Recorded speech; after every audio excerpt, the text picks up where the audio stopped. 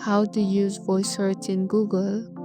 Hands busy, too lazy to type, or just feeling fancy?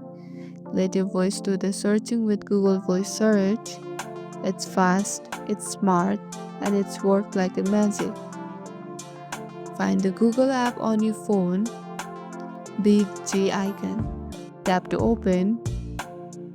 At the search bar, you will see little mic icon. Just tap it and speak your mind. Hey, what's your weather today? And boom, result appear instantly. No typing required.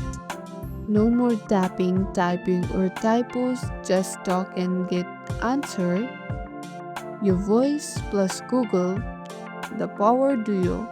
Hit like if you tried it right now. Comment your weirdest voice search.